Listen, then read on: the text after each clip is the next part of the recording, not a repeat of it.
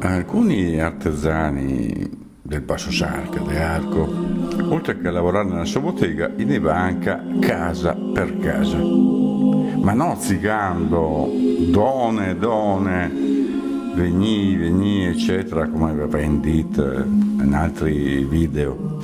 No, proprio ineva queste case perché c'è mai dai suoi clienti. Scominciamo dal cagliere.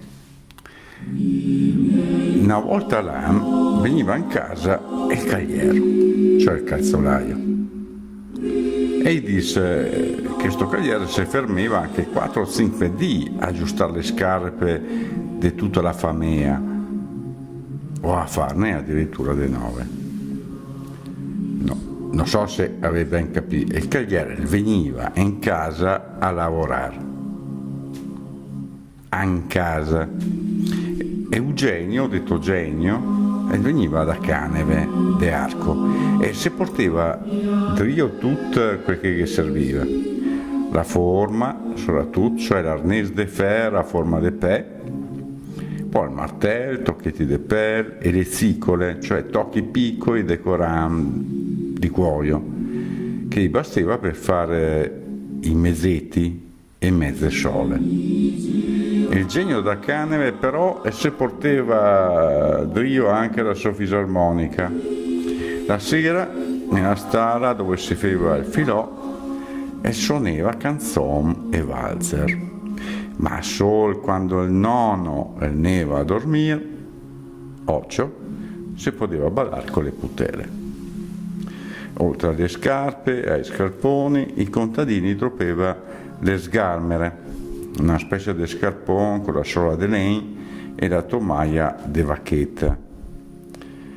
La faceva un bel casino, sta sgarmera, sui pavimenti di legno.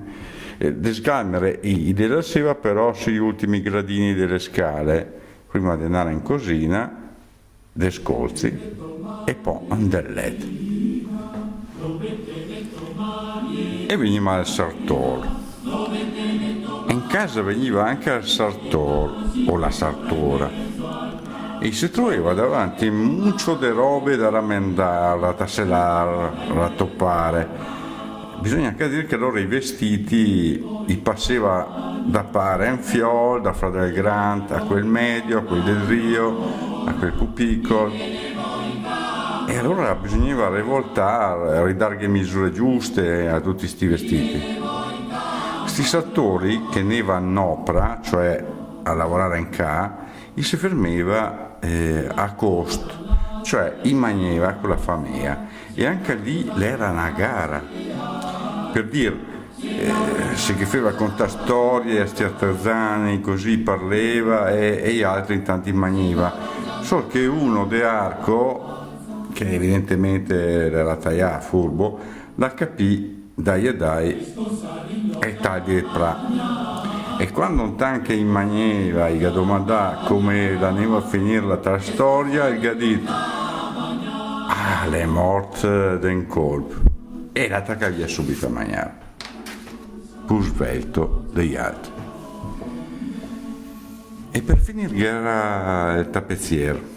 Arco, prima della guerra, la prima, era un certo Fritz, e veniva dal Tirolo ed aveva sposato una certa Tullia, chiamata appunto Tullia Fritz. Sta che gli era restata vedova e l'aveva sposata dopo un certo Turini, detto Giona, quindi è diventata Tullia Giona. E il tappezziere veniva chiamato a mettere a posto i lastici, quindi materassi, la lana, ovvero il segras, dal tedesco segras, crine vegetale. E veniva per essere messi a posto, messi nella sofodera. Si usava comunque anche altri tipi di materassi, come i paioni, ad esempio, pieni di paia o scartozzi dei Grand Turk. E dis, e par che sia vera, che forse su sti materassi si dormiva anche a meglio.